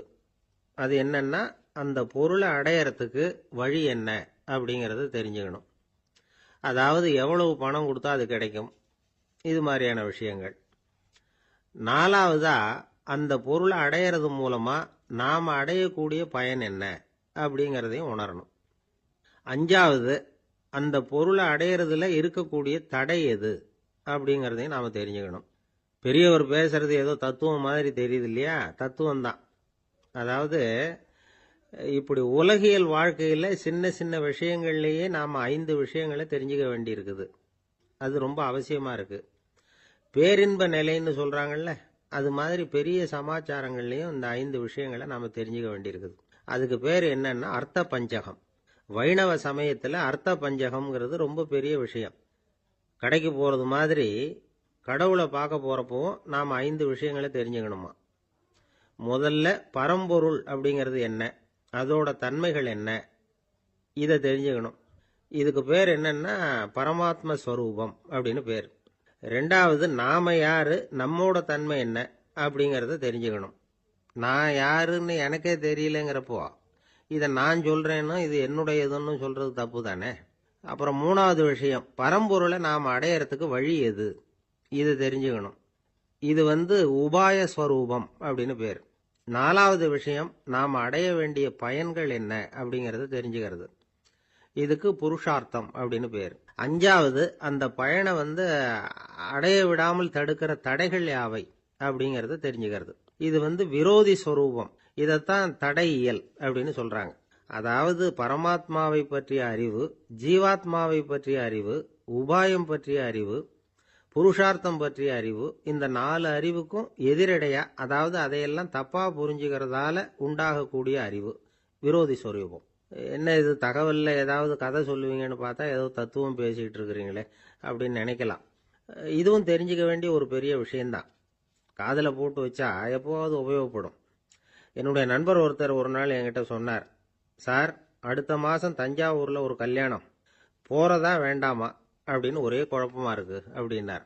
நான் உடனே இந்த அர்த்த பஞ்சக உபதேசம் பண்ண ஆரம்பிச்சேன். அவர் எல்லாத்தையும் பொறுமையா கேட்டுட்டு, சரி சார், நான் போறதுன்னு முடிவு பண்ணிவிட்டேன்னார். எப்படி இந்த முடிவுக்கு வந்தீங்க அப்படின்னு கேட்டேன். அவர் சொன்னாரு, சார், அந்த 2வது பாயிண்ட் ஒன்று சொன்னீங்களே, அதை புரிஞ்சுக்கிட்டதுக்கு அப்புறம்தான் இந்த முடிவுக்கு வந்தேன் அப்படின்னாரு. என்ன 2வது பாயிண்ட்னு? அதாவது தன்னை பத்தி புரிஞ்சுக்கணும் அப்படின்னு சொன்னீங்க. உடனே என்னை பத்தி புரிஞ்சுக்கிட்டேன், நான் யாருங்கிறது எனக்கு தெரிஞ்சுது, உடனே போறது தான் நல்லதுன்னு முடிவு பண்ணிவிட்டேன்னார். நீங்க யாருன்னு கேட்டேன். நான் தான் சார் அந்த கல்யாணத்துல தாலி கட்ட வேண்டிய மாப்பிள்ளை அப்படின்னார். ஒரு வயசான அம்மா தெரு வழியா போயிட்டு இருந்தாங்க. அவங்க கையில என்னத்தையோ வச்சுக்கிட்டு அதை அடிக்கடி பார்த்துக்கிட்டே இருந்தாங்க. ஒருத்தன் மெதுவா அவங்க கிட்ட போய் கையில் இருக்கிறது என்ன அப்படின்னு எட்டி பார்த்தான். பார்த்தா அவங்க கையில 4 பல்லு இருந்துதான். இவன் ஆச்சரியமா அந்த அம்மாவை பார்த்தான். ஏம்மா, உனக்கு என்ன பைத்தியமா, ஏது இந்த பல்லு, இதை என்னத்துக்காக கையில வச்சுக்கிட்டு அலைஞ்சிக்கிட்டு இருக்கிற அப்படின்னு கேட்டிருக்கான். அதுக்கு அந்த அம்மா விவரம் சொல்ல ஆரம்பிச்சாங்களாம். இதை பாருப்பா, எனக்கு ஒரு மகன் இருந்தான், அவனை ரொம்ப செல்லமா வளர்த்தேன். அவனை தரையிலேயே நடக்க விடுறதில்ல, எப்பவும் தூக்கி வச்சுக்கிட்டு இருப்பேன். அவன் நல்லா பெரியவனாகி பள்ளிக்கூடம் போகிறப்ப கூட அவன் புஸ்தக மூட்டையை நான் தான் சுமந்துக்கிட்டு போவேன். பார்க்குறவங்க கூட கேலி பண்ணுவாங்க, ஏம்மா படிக்க போகிறது நீயா உன் பிள்ளையான்னு கேட்பாங்க. அவன் இன்னைக்கு எவ்வளவோ பெரிய மனுஷன் ஆயிட்டான், வெளிநாட்டில் பெரிய உத்தியோகத்தில் இருக்கான். சமீபத்தில் இங்கே வந்துட்டு போனான். ஒரு நாள் ஏதோ கோபத்தில் என்ன அரைஞ்சுட்டான். அப்போ இந்த 4 பல்லும் கீழே விழுந்துட்டுது. இன்னமும் கூட விழுந்திருக்கும், ஆனால் பல்லு தான் இல்லை. என் புள்ள அரைஞ்சதுனால விழுந்த பல்லு இல்லையா அது, அதனால இதை எப்பவும் என் கையிலேயே வச்சுக்கிட்டு ஆசையோட பார்த்துக்கிட்டு இருக்கிறேன். அவன் தான் வெளிநாட்டுக்கு போட்டான், அவனை பார்க்க முடியாத ஏக்கத்தை நான் இந்த பல்லை பார்த்து போக்கிக்கிறேன் அப்படின்னு நாங்களாம் அந்த அம்மா. இந்த கதை எதுக்காகன்னா, தாய் அன்பு அப்படிங்கிறது எப்படிப்பட்டதுங்கிறத புரிஞ்சுக்கிறதுக்காக. கல்யாணம் ஆனதுக்கு அப்புறம் தாயை மறந்து விடுறவங்க எத்தனை பேர் இந்த உலகத்தில், அவங்க காதல வேணுங்கிறதுக்காக தான் இந்த தகவல். ஆனால் ஒரு விஷயம் மட்டும் நல்லா புரிஞ்சுக்கணும், தாயை மதிக்க தெரிஞ்சவங்க தான் இன்னைக்கு வாழ்க்கையில் எல்லா விதத்துலேயும் முன்னுக்கு வந்திருக்கிறாங்க. வேணும்னா விசாரித்து பார்த்துக்குங்க. இன்னொரு அம்மா இருந்தாங்க. அவங்க தினமும் ஒரு கோயிலுக்கு வருவாங்க. சாமியை பார்த்து, கடவுளே, நான் இறந்து போனால் நரகத்துக்கு போகணும் அப்படின்னு வேண்டிக்குவாங்களாம். எல்லாரும் சொர்க்கத்துக்கு போகணும்னு தானே கடவுள்கிட்ட வேண்டிக்குவாங்க. இந்த அம்மா தினம் நான் நரகத்துக்கு போகணும் அப்படின்னு வேண்டிக்கிறாங்க. அங்கே இருந்த அர்ச்சகருக்கு இது சந்தேகம். ஒரு நாள் அதை நேரடியாகவே அவங்ககிட்ட கேட்டுவிட்டார். அதுக்கு அந்த அம்மா பதில் சொன்னாங்களாம், ஐயா, எனக்கு கல்யாணம் ஆகி ரொம்ப நாள் வரைக்கும் குழந்தை பாக்கியம் இல்லாமல் இருந்தது. கோயில் குளம் எல்லாம் சுற்றி வந்தேன். ரொம்ப நாள் கழித்து ஒரு குழந்தை பிறந்தது, ஆண் குழந்தை. அவனை நான் ரொம்ப செல்லம் கொடுத்து வளர்த்தேன். அதோட விளைவு என்ன ஆச்சுன்னா, அவன் ரொம்ப மோசமாக ஆயிட்டான். கெட்ட பழக்க வழக்கம்லாம் கற்றுக்கிட்டான். அவன் இறந்து போனால் நிச்சயம் அவனுக்கு நரகம்தான் கிடைக்கும். அந்த அளவுக்கு கெட்டவன் அவன். அப்படிப்பட்ட காரியங்கள்லாம் பண்ணிகிட்டு இருக்கான், எனக்கு தெரியும். இவனுக்காக நரகத்தில் கூட யாரும் தயவு காட்ட மாட்டாங்க, தாட்சண்யம் காட்ட மாட்டாங்க. அதனால் இவனுக்கு முந்தி நான் இறந்து நரகத்துக்கு போயிட்டா அங்கே இவனை கவனிச்சிக்கலாமே, இவனுக்கு பணிவிடை செய்யலாமேன்னு பார்க்குறேன் அப்படின்னு நாங்களாம். அதனால தான் நான் நரகத்துக்கு போகணும்னு தினம் ஆண்டவனை வேண்டிகிட்டு இருக்கிறேன் அப்படின்னு கண்கலங்கி அந்த அம்மா சொன்னாங்களாம். அதுதான் தாய் உள்ளம்ங்கிறது. தாயின் பெருமையை சரியாக உணர்ந்துட்டா அவங்களுக்கு எப்பவும் எந்த கஷ்டமும் வராது. இது ஏதோ உபதேசத்துக்காக சொல்கிற வார்த்தை இல்லை, உண்மையான வார்த்தை. இந்த விவரத்தையெல்லாம் நண்பர் ஒருத்தர்கிட்ட சொல்லிக்கிட்டு இருந்தேன். அவர் கொஞ்ச நாள் கழித்து என்னை தேடி வந்தார். அவர் கையிலேயும் 4 பல்லு வச்சுருந்தார். என்னங்க ஆச்சு, ஏதுங்க இந்த பல்லு அப்படின்னு விசாரித்தோம். உங்கள் உபதேசத்தை கேட்டுட்டு இந்த உலகத்தில் எல்லாரையும் தாயாக நினைக்க ஆரம்பிச்சிட்டேன். ஒரு அம்மாவை கடத்தரில் பார்த்து தாயேன்னு கூப்பிட்டேன். அவங்க உடனே பலார்னு என்னை அரைஞ்சிட்டாங்க. பல்லு விழுந்துட்டுது. அதை தான் பொறுக்கி எடுத்துக்கிட்டு நேராக உங்களை தேடி வந்துக்கிட்டு இருக்கிறேன்னார். தாயேன்னு தானே கூப்பிட்டீங்க, அதுக்கு ஏன் அரைஞ்சாங்க அப்படின்னு கேட்டோம். நான் தாயேன்னு கூப்பிட்டது அவங்க காதில் நாயேன்னு விழுந்துட்டு தான், அதுதான் அப்படி ஆயிட்டுது அப்படின்னார். ஏங்க எங்கே போயிட்டு வரீங்க அப்படின்னு கேட்டேன். எனக்கு வேண்டப்பட்ட ஒருத்தரை பார்த்து. ஆஸ்பத்திரிக்குன்னார். எந்த ஆஸ்பத்திரிக்குன்னே? மாட்டு ஆஸ்பத்திரிக்குன்னார்.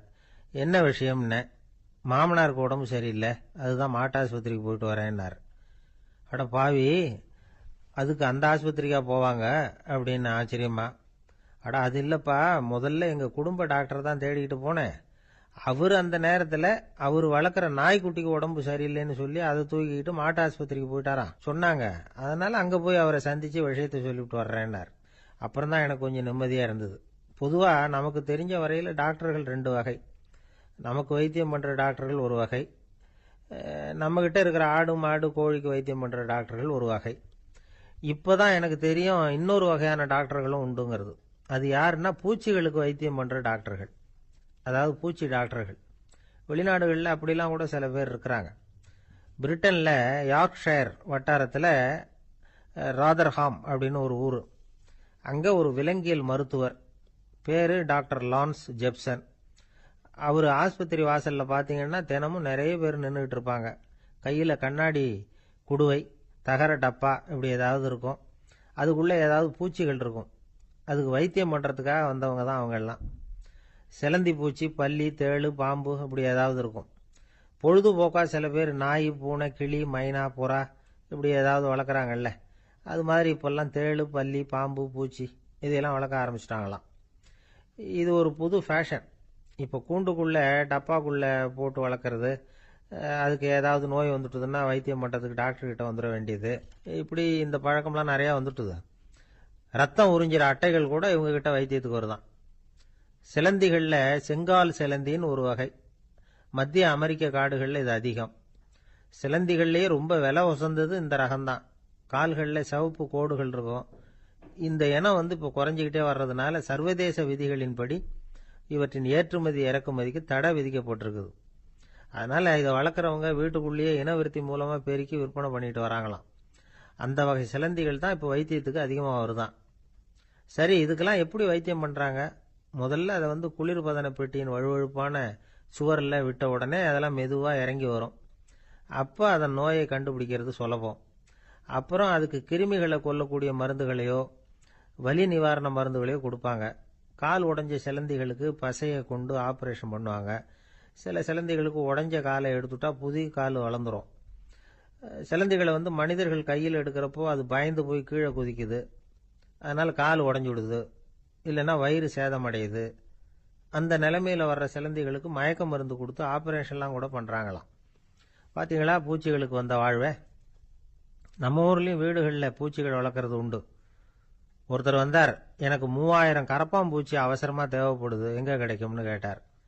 கரப்பாம்பூச்சியா, அது என்னத்துக்குன்னு கேட்டோம். அது வேற ஒன்றும் இல்லை, நான் குடியிருக்கிற வாடகை வீட்டை காலி பண்ண போகிறேன்.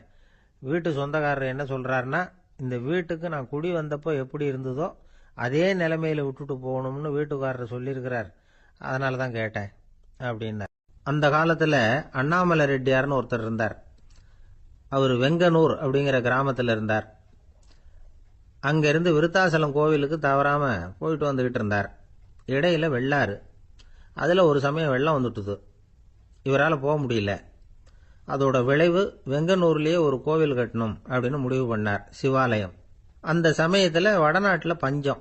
அதனால் அங்கே இருந்த பல சிற்பிகள் தென்னாட்டை நோக்கி வர ஆரம்பித்தாங்க. அவங்க வெங்கனூர் வழியாக வர்றது தெரிஞ்சதும் இவர் போய் பார்த்தார். இங்கே ஒரு கோவில் கட்டணும், அதுக்கு நீங்கள் உதவணும்னார். பஞ்ச காலத்தில் இப்படி ஒரு வாய்ப்பு கிடைச்சதில் அவங்களுக்கும் ரொம்ப மகிழ்ச்சி. உற்சாகத்தோடு ஒத்துக்கிட்டாங்க. ஆலய திருப்பணி ஆரம்பமாச்சு. அவங்களுக்கு வேண்டிய எல்லா வசதிகளையும் இவர் செஞ்சு கொடுத்தார். அவங்களுக்கு எந்த குறையும் இல்லாமல் பார்த்துக்கிட்டார். அது மட்டும் இல்லை, ஒவ்வொரு நாளும் அங்கே வருவார். உங்களுக்கு என்ன வேணும், எது வேணும்னு கேட்பார். ஏதாவது குறை இருந்தால் சொல்லுவாங்க. உடனே தீர்த்து வைப்பார். இவரும் கேட்பார், எந்த குறையா இருந்தாலும் என்கிட்ட சொல்லுங்க அப்படின்னு சொல்லுவார். அதை தவிர இவராகவே கவனிச்சும் அவங்களுக்கு என்னென்ன தேவைங்கிறத கண்டுபிடிச்சி அதையெல்லாம் கொடுத்துக்கிட்டு இருப்பார். என்ன தேவைன்னாலும் அதை நிறைவேற்றி வச்சுருவார். அந்த சிற்பிகளின் தலைவன் ஒருத்தன், அந்த ஆளுக்கு வெத்தலை பாக்கு போடுறது பழக்கம். இதை தெரிஞ்சுக்கிட்டு அதுக்காகவே ஒரு ஆளை ஏற்பாடு பண்ணார். வேணுங்கிறப்போலாம் நீ வெத்தலை சீவல் மடித்து கொடுக்க வேண்டியது உன் வேலை அப்படின்னு ஒருத்தனை ஏற்பாடு பண்ணிட்டார். இப்படியெல்லாம் செஞ்சதும் அவங்களுக்கும் ரொம்ப உற்சாகம். ரொம்ப பொறுப்பாக சிற்ப வேலைகளை செஞ்சுக்கிட்டு இருக்கிறாங்க.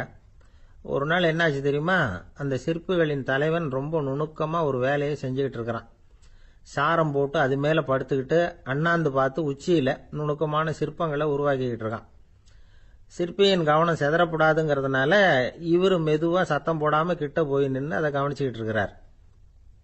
அந்த சிற்பி வழக்கம் போல வெத்தலை பாக்குக்காக இடது கையை கீழே நீட்டினான். அந்த சமயம் பார்த்து அவருக்கு தாம்பூலம் கொடுக்கறவன் அங்கே இல்லை, எங்கேயோ போயிருக்கிறான். அண்ணாமலை ரெட்டியார் என்ன பண்ணார் தெரியுமா? தனக்காக கொடுக்கப்பட்ட தாம்பூலத்தை வாங்கி சிற்பியின் கையில் கொடுக்குறார். அவன் வாங்கி போட்டுக்கிட்டான். இது என்ன இன்னைக்கு வெத்தலை சீவல் வேற மாதிரி இருக்குது, வாசனை தாம்பூலமாக இருக்குது அப்படின்னு யோசனை பண்ணிட்டு கீழே திரும்பி பார்க்குறார். பார்த்தா ரெட்டியார் மறுபடியும் சிற்பி கை நீட்டும் பொழுது கொடுக்கறதுக்காக தாம்பூலத்தை மடித்து வாங்கி வச்சுக்கிட்டு தயாராக நிற்கிறார். சிற்பிக்கு அதிர்ச்சி. உடனே பொத்துன்னு கீழே குதிச்சான். ஐயா, என்ன இது நீங்களா அப்படின்னா. இவர் சொன்னார், நான் ஒன்றும் தப்பு பண்ணலையே, உன்னுடைய கை புண்ணியம் செஞ்ச கை, கோயில் கட்டுற கை, அந்த கைக்கு தாம்பூலம் கொடுக்கறதுல என்ன தப்பு அப்படின்னாராம். ஏற்கனவே பஞ்சத்தில் அடிபட்டு வந்த எங்களை நீங்கள் ஆதரிச்சதே பெரிய விஷயம். இந்த செயல் என்ன ஒரு பெரிய கடனாளி ஆகிவிட்டது. ஐயா, எங்களுக்கு உணவு உடை இதை மட்டும் நீங்கள் கொடுத்தா போதும், ஊதியம்னு எதுவும் வாங்க மாட்டோம் அப்படின்னு நானும். அந்த சிற்பி எவ்வளவோ வற்புறுத்தியும் எதுவும் வாங்கிக்கலையாம். இந்த செய்தியை தமிழ் தாத்தா டாக்டர் ஊவேசா சொல்லியிருக்கிறார். அந்த காலத்தில் எப்படிப்பட்டவங்கெல்லாம் வாழ்ந்துருக்கிறாங்க பாருங்க. இந்த காலத்தில் ஒருத்தர் கோவில் கட்டினார், வேலை செய்கிற எல்லாருக்கும் சாப்பாடு போடுவார். சிற்ப வேலை செஞ்சுட்டு சாப்பிட வர்ற ஒவ்வொருத்தர் கையையும் அன்பா பிடிச்சு முத்தம் கொடுத்து உள்ளே அனுப்புவார். அந்த கைகளுக்கு நீங்கள் கொடுக்குற மரியாதையாது அப்படின்னு கேட்டாங்க. அடா, அது இல்லைங்க, ஏற்கனவே முதல் பந்தியில் சாப்பிட வந்தவன் மறுபடியும் வர்றானான்னு கண்டுபிடிக்கிறதுக்காக கையை பிடிச்சி மோந்து பார்க்குறேன் அப்படின்னாராம் அவர். அரேபிய நாடு, அங்கே ஒரு ஆட்சி தலைவர். அரேபிய நாட்டு ஆட்சி பொறுப்பை ஏற்றுக்கிட்டவர். அவர் ஆட்சி பொறுப்பை ஏற்றுக்கிட்ட பிறகு ஒரு நாள் ஒரு தெருவில் நடந்து போய்கிட்டு இருந்தார். அவர் தோளில் ஒரு பெரிய துணி மூட்டை, அதை சுமந்துக்கிட்டு கடத்தெருவை நோக்கி அவர் போய்கிட்டு இருக்கிறார். வழியில் அவரை சந்திச்சார் உமர். அவர் கேட்டார், கலீஃபா அவர்களே, எங்கே புறப்பட்டுட்டீங்க அப்படின்னு கேட்டார். கலீஃபான்னா ஆட்சி தலைவர்னு அர்த்தம். இதுக்கு அவர் சொன்னார், நான் துணி வணிகம் செய்கிறவன், அதனால துணி வியாபாரம் செய்யறதுக்காக போயிட்டு இருக்கிறேன்னார்.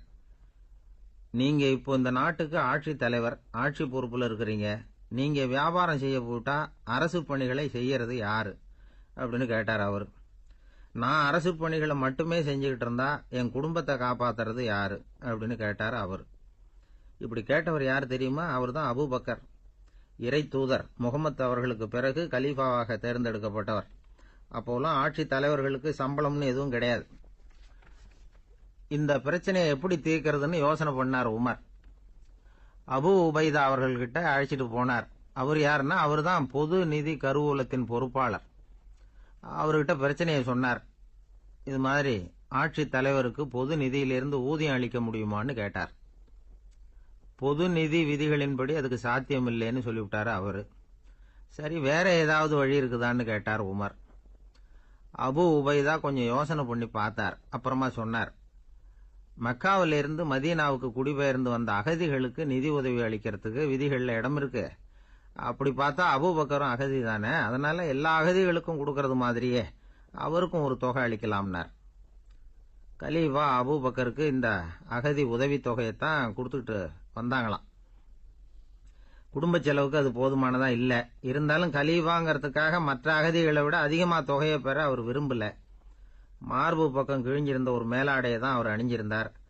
அவருடைய துணைவியார் அஸ்மா, அவங்க ஒரு நாள் தேன் அருந்த ஆசையா இருக்குன்னாங்களாம்.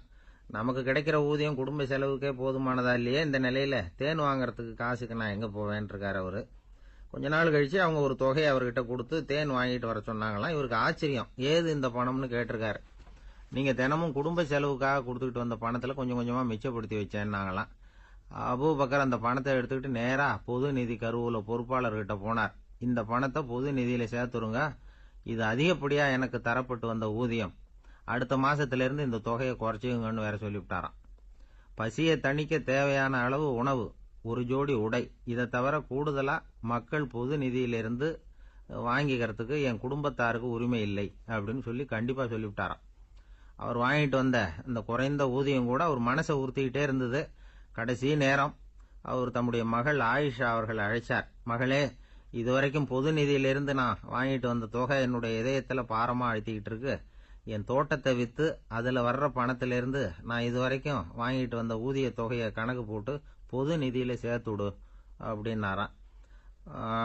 பதவி ஏற்கிறதுக்கு முன்னாடி தன்கிட்ட இருந்ததை விட இப்ப கூடுதலா என்ன சொத்து இருக்குன்னு பார்த்திருக்கார். ஒரு ஒட்டகம், ஒரு கோப்பை, ஒரு பணியாள், இதையும் அடுத்தபடியா கலீஃபாவா வர்றவர்கிட்ட ஒப்படைச்சிருங்க அப்படின்னு விட்டாராம். அதே மாதிரி அடுத்து வந்த உமர் கிட்ட ஒப்படைச்சாங்க. அப்போ உமர் சொன்னாராம், அபூபக்கரே, இந்த முன்மாதிரியால உங்களுக்கு பிறகு இந்த ஆட்சி பொறுப்பை ஏற்கிறவர்களை பெரும் நெருக்கடிக்கு ஆளாகி விட்டீங்க அப்படின்னு சொல்லி ரொம்ப கண் கலங்கினாராம்.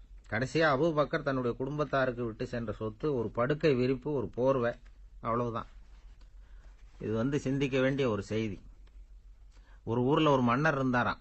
அமைச்சர் அவர்கிட்ட சொன்னாராம், மன்னா, நம்ம ராஜ்யத்துல இனிமே லஞ்ச ஊழலே இருக்காதுன்னாராம். ஆஹா, அப்படின்னா ஊழல் பேர் வழிகளை எல்லாம் நாடு கடத்தியாச்சா அப்படின்னு கேட்டிருக்காரு மன்னர். இதுக்கு அவரு, அப்படி இல்லைங்க, இனிமே கொடுக்கறதுக்கு ஜனங்கள் கிட்ட பணமே இல்ல, பிரம்மத்தை அறிந்தவன் பிரம்மமாகறான் அப்படின்னு ஒரு பெரியவர் பேசினார் ஒரு கோவில்ல. தைத்திரிய உபனிஷத்து அப்படி சொல்லுதான். இதை கேட்கும் பொழுது நமக்கு ஒரு சந்தேகம் வரும். அது எப்படி? பிரம்மத்தை அறிந்தவன் பிரம்மமாகறான்னா, சிங்கத்தை அறிந்தவன் சிங்கமாகறானா, தோசையை அறிந்தவன் தோசை ஆகிறானா? இப்படிப்பட்ட சந்தேகம் நமக்கு வர்றதுல ஒன்றும் ஆச்சரியம் இல்லை. இது இயற்கை. இதுக்கும் அந்த பெரியவரே பதில் சொல்றார். சிங்கம் வேற, நாம வேற. அதனால சிங்கத்தை அறிந்தவன் சிங்கமாக மாட்டான். ஆனா பிரம்மம் வேற, நாம வேற இல்லை. அதனால பிரம்மத்தை அறிந்தவன் பிரம்மமாகறான் அப்படிங்கிறது அவரோட விளக்கம். மனிதன் அவன்தான் தான் பிரம்மங்கிறது தெரியாதனால தான் அதை வேற எங்கேயோ தேடிட்டு இருக்கிறான். கடைசியில் அது தான் தாங்கிறது புரிஞ்சுக்கிற பொழுது அவன் பிரம்மம் ஆயிடுறான். இதை விளக்கறதுக்கு ஒரு உபநிஷத்து கதையே இருக்கு. நமக்கு தெரிஞ்ச கதை தான், ஆனால் அதை வேற விதமான அர்த்தத்தில் விளையாட்டா சொல்லிட்டு இருக்கிறோம். ஒரு சமயம் ஒரு 10 நண்பர்கள் ஒரு காட்டு வழியா போயிட்டு இருக்கிறாங்க. குறுக்க ஒரு நதி, அதை கடந்து அடுத்த பக்கம் போகணும். எல்லாரும் ஒரு வழியா கடந்து அடுத்த கரைக்கு போய் சேர்ந்துட்டாங்க. அங்க போய் சேர்ந்ததுக்கு அப்புறம் எல்லாரும் பத்திரமா சேர்ந்துட்டோமா அப்படின்னு தெரிஞ்சுக்கிறதுக்காக எண்ணி பார்க்கறான் அந்த கூட்டத்து தலைவன். அவங்க மொத்தம் 10 பேர். ஆனா அவன் எண்ணி பார்க்கறப்போ 9 தான் வருது. ஏன்னா அவன் தன்னை விட்டுட்டான். எதிரில் நிக்கிறவங்கள மட்டுமே எண்றான். ஐயோ, 10வது ஆள் எங்கேங்கிறான், பதறான். சரி, நீ இரு, நான் எண்ணி பார்க்கறேன்னு சொல்லிவிட்டு இன்னொருத்தன் எண்றான். அவனும் தன்னை விட்டுட்டு எண்றான். 9 தான் வருது. எல்லாரும் கொய்யோ முறையோன்னு கத்த ஆரம்பிச்சிட்டாங்க.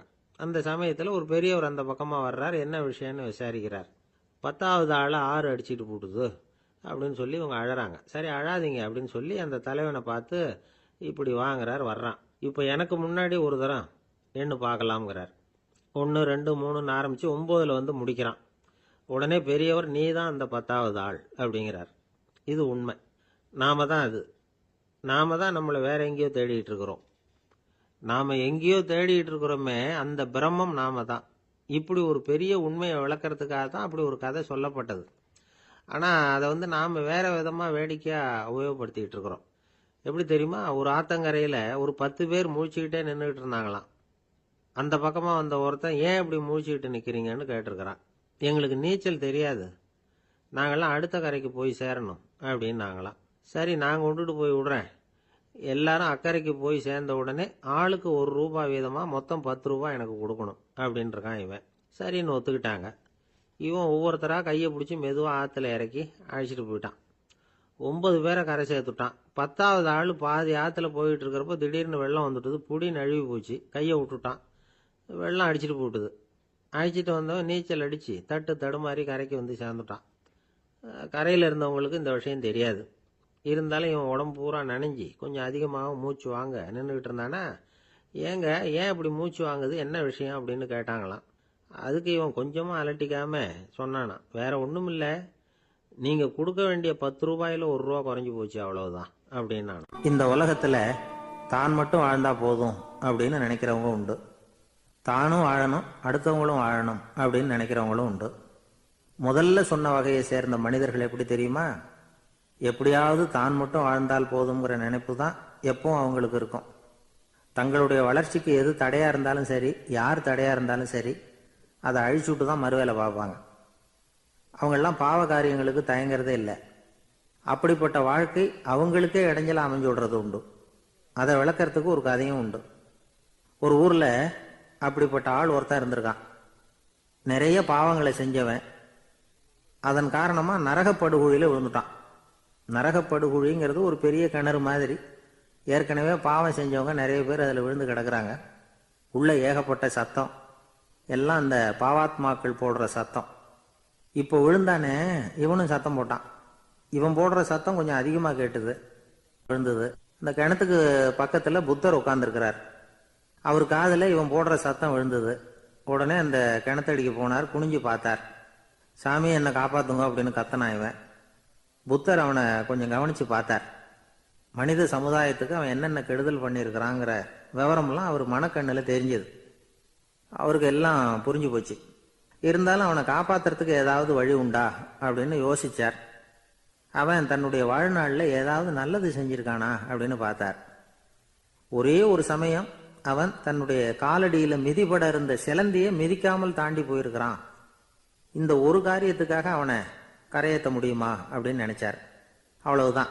உடனே அவர் கையில ஒரு சிலந்தி வந்து உட்காந்துதான். அதுகிட்ட இருந்து நூல் இழை வெளிவர ஆரம்பிச்சது. அந்த நூல் இழை கிணற்று ஆழம் வரைக்கும் அப்படியே நீண்டுகிட்டே போச்சான். புத்தர் பார்த்தார். இந்த நூலை பிடிச்சிக்கிட்டு மேலே ஏறி வா அப்படின்னார். என்னங்க சொல்றீங்க, இந்த சிலந்தி நூல் என்ன தாங்குமான்னு கத்தினான். எல்லாம் தாங்கும், அதை பிடிச்சிக்கிட்டு ஏறி வா அப்படின்னார். சந்தேகத்தோடவே அவன் அந்த நூல் இழைய பிடிச்சி இழுத்து பார்த்தான். ரொம்ப வலுவா இருந்தது. அவனுக்கு ஆச்சரியம். அதை பிடிச்சிக்கிட்டே மெதுவாக மேலே ஏறி வர ஆரம்பிச்சிட்டான். பாதி தூரம் ஏறி வந்திருப்பான். அப்போ அவன் காலுக்கு கீழே ஏதோ சத்தம். என்னன்னு குனிஞ்சு பார்க்கறான். கீழே கிடந்தவங்க சில பேரும் அந்த நூலை பிடிச்சி மேலே வந்துக்கிட்டு இருக்கிறாங்க. இவனுக்கு கோபம் வந்துட்டுது. தன்னுடைய இடுப்பில் வச்சிருந்த கத்தியை எடுத்து தன்னுடைய காலுக்கு கீழே நூல் இழையை அப்படியே வெட்டி விட்டுட்டான். இனிமேல் நாம மட்டும்தான் மேலே ஏறி வந்துடணும் அப்படின்னு நினச்சிக்கிட்டான். ஆனால் நடந்தது என்ன தெரியுமா? மொத்த நூல் இழையும் அப்படியே அருந்து கீழே விழுந்துட்டுது. அவனும் பொத்துன்னு கீழே விழுந்துட்டான். மறுபடியும் கத்த ஆரம்பிச்சுட்டான். ஏற்கனவே அவன் செஞ்சிருந்த ஒரு சிறு கருணை அந்த நூல் இழைக்கு உறுதியை கொடுத்தது. இப்போ அவன் செஞ்ச பாவம் அந்த நூல் இழைய வலுவிழக்க செஞ்சுட்டுது. அடுத்தவங்களும் வாழணுங்கிற எண்ணம் அவனுக்கு இருந்திருந்தா இப்போ அவனும் கரையேறி வந்திருப்பான், மற்றவங்களும் சௌக்கியமாக வந்து சேர்ந்திருப்பாங்க. அதனால் நாமும் வாழணும், அடுத்தவங்களும் வாழணும் அப்படின்னு நினைக்கிறவன் வாழ்க்கையில் சீக்கிரம் முன்னுக்கு வந்துடுவான். ஒருத்தன் ஒரு டாக்டர் கிட்ட போனான். மருந்து வாங்கினான். வாங்கி கொண்டாந்து பேசாமல் வச்சுட்டான், சாப்பிடல. அப்புறம் எதுக்காக அப்பா போய் அவர்கிட்ட மருந்து வாங்கினேன் அப்படின்னு கேட்டாங்க. டாக்டர் வாழணும் இல்லையா, அதனால தான் அப்படின்னா. அவர் கொடுத்த மருந்தை நீ ஏன் சாப்பிடல அப்புறம் அப்படின்னு கேட்டாங்க. நான் வாழணும் இல்லையா, அதுக்காக தான் அப்படின்னா. ஒரு ஊரில் ஒரு ஆள் இருந்தான். அவனுக்கு வெளிநாட்டுக்கு போகணும்னு ஆசை. ஆனால் அவனுக்கு எந்த மொழியும் தெரியாது. இருந்தாலும் சமாளிச்சுக்கலாம்னு முடிவு பண்ணிட்டு கிளம்பிட்டான். ஏதோ ஒரு தேசத்துக்கு போய் சேர்ந்தான். அங்கே அவனுக்கு யாரையும் தெரியாது. அவங்க என்ன மொழியில் பேசிக்கிறாங்க அப்படிங்கிறது கூட புரியல. என்ன பண்ணுறதுன்னு யோசனை பண்ணிட்டு ஒரு இடத்துல நின்றுக்கிட்டு இருக்கிறான். எதிர ஒரு பெரிய கட்டிடம். நிறைய பேர் உள்ளே போயிட்டு இருக்கிறாங்க. இவனும் அவங்க பின்னாடியே உள்ளே போனான். ஒரு பெரிய அறை, அலங்காரம்லாம் பண்ணி வச்சிருக்கிறாங்க. நிறைய பேர் சாப்பிட்றதுக்காக உட்காந்துருக்குறாங்க. இவனுக்கு நல்ல பசி. அதனால் இவனும் உட்காந்தான். சாப்பாடு போட்டாங்க, சாப்பிட்டான். அன்பான உபசரிப்பு. இவன் மனசு உள்ள நினச்சிக்கிட்டான், இது ஏதோ அரசருடைய அரண்மனை மாதிரி தெரியுது. இன்னைக்கு ஏதோ விருந்து நடக்குது, நல்ல வேளை நம்ம பசியும் தீர்ந்தது அப்படின்னு நினச்சிக்கிட்டே நிமிர்ந்து பார்க்குறான். சாப்பாடு பரிமாறினவன் எதிரில் ரொம்ப பணிவோட முதுகை வளைச்சி வணக்கம் தெரிவித்தான். இவனும் எழுந்திரிச்சு நின்று முதுகை வளைச்சி வணக்கம் தெரிவித்தான். ரொம்ப நன்றின்னா. அவன் ஒரு சீட்டை இவன் கையில் கொடுத்தான். இவன் அதை வாங்கி பார்க்குறான், என்ன எழுதியிருக்குன்னு ஒன்றும் புரியல. சரி, இந்த நாட்டில் தங்களுடைய நன்றியை சீட்டில் எழுதி தான் கொடுப்பாங்க போல இருக்கு அப்படின்னு நினச்சிக்கிட்டு மறுபடியும் நன்றின்னா. ஆனால் அவன் காசை கொடுங்கன்னா. ஏன்னா அது ஒரு ஹோட்டல், இவன் சாப்பிட்டதுக்கான பில் அது. இவன் அதை புரிஞ்சிக்கவே இல்லை. நன்றின்னு அந்த சீட்டில் எழுதி கொடுக்குறாங்க போல இருக்கு அப்படின்னு நினச்சிக்கிட்டு அதை வாங்கி சட்டை பையில் பத்திரமா வச்சுக்கிட்டு பரவாயில்லைங்க ரொம்ப மகிழ்ச்சின்னா. ஒரு வெளிநாட்டுக்காரனுக்கு இவ்வளவு தூரம் மரியாதை பண்ணுறீங்களே, எங்கள் ஊருக்கு போனதும் உங்களை பற்றி நிறைய சொல்லுவேன் அப்படின்னா. இவன் என்ன சொல்கிறான்னு அவனுக்கு புரியல. இவனை பிடிச்சி அழைச்சிட்டு போய் முதலாளி முன்னாடி நிறுத்தினான். நாம் சொன்னதில் இவனுக்கு ரொம்ப பெருமையாக இருக்கணும் போல இருக்கு, அதுதான் பெரிய இடத்துக்கு அழைச்சிட்டு வந்திருக்கிறான் அப்படின்னு இவன் நினச்சிக்கிறான். அவரும் பில்லுக்கான பணத்தை கொடுங்கிறாரு. பரவாயில்லைங்க ரொம்ப மகிழ்ச்சி நன்றிங்கிறான் இவன். அவரு பார்த்தார், இவனை நீதிமன்றத்துக்கு அனுப்பி வச்சுட்டார். இவன் என்ன நினச்சிக்கிட்டான், நம்மளை இந்த ஊர் ராஜா முன்னாடியே அழைச்சிக்கிட்டு வந்து நிறுத்தி இருக்கிறாங்க போல இருக்கு, என்ன ஒரு பெருந்தன்மை அப்படின்னு நினச்சிக்கிறான். நீதிபதி சொன்னார், சாப்பிட்டதுக்கான பணத்தை கொடுத்துரு, இல்லைன்னா அதுக்கான தண்டனை அனுபவிக்க வேண்டி இருக்கும்னார். ராஜாவே நமக்கு நன்றி சொல்கிறாரு போல இருக்கு அப்படின்னு நினச்சிக்கிறான் இவன். என் மகிழ்ச்சிக்கு எல்லையே இல்லைங்க அப்படின்னா. அவரு பார்த்தார், இவனுக்கு தண்டனை கொடுக்க வேண்டியது தான் அப்படின்னு முடிவு பண்ணார். உடனே தீர்ப்பு எழுதினார். இவனை கழுதையில் பின்புறமாக உட்கார வைங்க, இவன் ஒரு மோசடிக்காரன் அப்படின்னு ஒரு போர்டு எழுதி அவன் கழுத்தில் மாட்டுங்க, அப்புறம் அந்த கழுதையை ஊர் பூரா விரட்டுங்க அப்படின்னார். இவனுக்கு தான் மொழி புரியலையே, ஏதோ நடக்குது அப்படிங்கிறது மட்டும் புரியுது. எல்லாரும் சேர்ந்து இவனை ஒரு கழுதை மேலே உட்கார வச்சாங்க. ஓஹோ, நம்மளை பாராட்டி ஒரு ஊர்வலம் நடத்துகிறாங்க போல இருக்கு அப்படின்னு நினச்சிக்கிறான் இவன். எல்லாரும் சத்தம் போட்டுக்கிட்டே கையை தட்டிக்கிட்டு கழுதை பின்னாடி ஓடி வர்றாங்க. இவனுக்கு ரொம்ப உற்சாகமாக இருக்குது. எல்லாருக்கும் கை கூப்பி வணக்கம் சொல்லிக்கிட்டே போகிறான். கூட்டத்தில் திடீர்னு ஒரு தெரிஞ்ச முகம் தெரியுது. அவனுடைய தேசத்தை சேர்ந்த ஒரு ஆள் அவன். அவனை பார்த்ததும் இவனுக்கு ரொம்ப உற்சாகம். நம்ம ஊருக்கு போனதும் இங்கே நமக்கு கிடைச்ச மரியாதையெல்லாம் உண்மைதான்னு சொல்கிறதுக்கு ஒரு சாட்சியும் கிடைச்சுட்டுது அப்படின்னு நினச்சிக்கிறான். அவனை பார்த்து கத்தனான், நல்லா பார்த்துக்க, இந்த ஊர் மக்கள் எனக்கு எப்படிப்பட்ட வரவேற்பு கொடுக்குறாங்கங்கிறத நல்லா கவனிச்சுக்கோ அப்படிங்கிறான். அவனுக்கு அவமானமாக போட்டுது. தலையை குனிஞ்சுக்கிட்டே நழுவி போயிட்டான். இவன் பார்த்தான், அவன் தலை தெரியல. ஆகா, அவனுக்கு நம்ம மேலே பொறாமை போல இருக்கு, அதனால தான் காணாமல் போயிட்டான் அப்படின்னு நினச்சிக்கிறான். இப்படி ஒரு வேடிக்கை கதையை பெரியவங்க சொல்கிறது உண்டு. கதை வேடிக்கையாக இருந்தாலும் இதில் உள்ள கருத்து என்ன தெரியுமா? அந்த கழுதை மேலே உட்காந்துருக்கிறானே, அது மாதிரி தான் நாமளும் அகங்காரம்ங்கிற கழுதை மேலே உட்காந்துக்கிட்டு இருக்கோமா. நாமளும் கிட்டத்தட்ட அதே மாதிரி பிரம்மையில் தான் இருக்கிறோமா. என்ன நடக்குதுங்கிறதே புரியறதில்லை. அகங்காரத்தில் பேசுகிறவனுக்கும் சித்த சுவாதீனம் இல்லாமல் பேசுகிறவனுக்கும் அதிக வித்தியாசம் இருக்கிறதில்ல. அது மாதிரி ஒருத்தன் தன்னுடைய வீட்டை சுற்றி சேற்ற வாரி இறைச்சிக்கிட்டு இருந்தானா. அந்த வழியாக வந்த ஒரு பெரியவர் அதை பார்த்துருக்கார். என்னப்பா பண்ணிகிட்டு இருக்கிற அப்படின்னு கேட்டாராம். கழுதைகளை விரட்டிக்கிட்டு இருக்கிறேன் அப்படின்னானா. இங்கே கழுதைகளே காணுமே அப்படின்னாரான் அவரு. அதுதான் ஏற்கனவே விரட்டி விட்டனே அப்படின்னானா இவன். ஒரு நாள் ஒரு 10-15 பள்ளிக்கூடத்து பிள்ளைங்க தேடிட்டு வந்தாங்க. உங்களை பார்த்துட்டு தான் போகணும், அதுக்காக தான் வந்திருக்கோம்னாங்க. என்ன விஷயம்னு கேட்டோம். நாங்கள்லாம் கூடி ஒரு முடிவு பண்ணியிருக்கிறோம், அதை உங்ககிட்ட சொல்லணும் அப்படின்னாங்க. அதுவும் ஒரு வாண்டு பையன் அதை சொன்னான். என்ன முடிவு அது அப்படின்னு கேட்டோம் ரொம்ப ஆர்வமாக. அதை இப்போ சொல்ல மாட்டோம், எங்களுக்கு பிடிக்கிற மாதிரி ஏதாவது ஒரு தகவல் சொன்னால் அதுக்கப்புறம் நாங்கள் அதை சொல்கிறோம் அப்படின்னா அந்த வாண்டு பையன். சரி, சின்ன பையன்கிட்ட இன்னைக்கு வசமாக மாட்டிக்கிட்டோம் அப்படின்னு நினச்சிக்கிட்டு அவங்களுக்கு தகுந்த மாதிரி ஒரு கதை சொல்ல ஆரம்பித்தோம். அது என்ன கதைன்னா, ஒரு பெரிய காடு, அதில் பலவிதமான மிருகங்கள். அந்த காட்டுக்கு ஒரு சிங்கம் தான் ராஜா. எப்பவும் காட்டுக்கு அதுதானே ராஜா. ஒரு பெரிய யானைக்கு இது பொறுக்கலை. என்ன இது, எப்போ பார்த்தாலும் இங்கே சிங்கத்துக்கே ராஜா பதவி கிடைக்குது, நான்லாம் எவ்வளவு பலசாலியாக இருக்கிறேன், அப்படி இருந்தும் எனக்கு அந்த பதவி கிடைக்கலையே அப்படின்னு தனக்குள்ளே பொறுமிக்கிட்டே இருந்தது.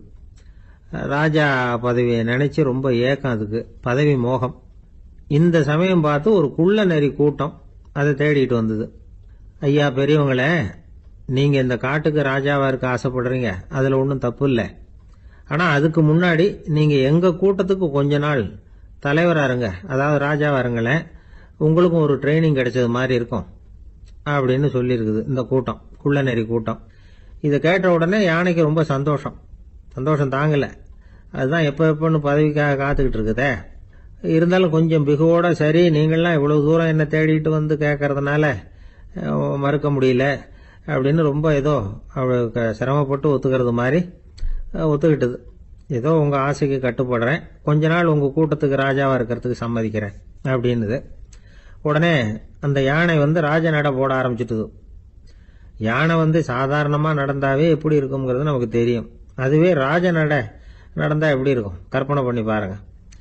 யானை முன்னாடி கம்பீரமாக போய்கிட்டு இருக்குது, தலைவர் இல்லையா, அதனால குள்ள நரிகள்லாம் ரொம்ப அடக்கமாக அது பின்னாடி அணிவகுத்து போயிட்டு இருக்குது. ராஜா வாழ்க, மன்னர் வாழ்க அப்படின்னு கோஷம் வேற. யானைக்கு தலைகால புரியல, அவ்வளவு சந்தோஷம். அந்த யானைக்கு செருக்கு, ஆணவம் எல்லாம் ஏற்பட்டு போச்சு. அதுக்கப்புறம் அது தரையை பார்க்குமா, நிமிர்ந்து நடக்க ஆரம்பிச்சுட்டுது. தரையை பார்க்கறதே இல்லை. அப்படி போயிட்டு இருக்கிறப்போ ஒரு சதுப்பு நிலத்தில் திடீர்னு காலை வச்சுட்டுது. அவ்வளவுதான், கால் உள்ள போட்டுது. இன்னொரு காலை எடுத்து வச்சுது, அதுவும் உள்ள போட்டுது.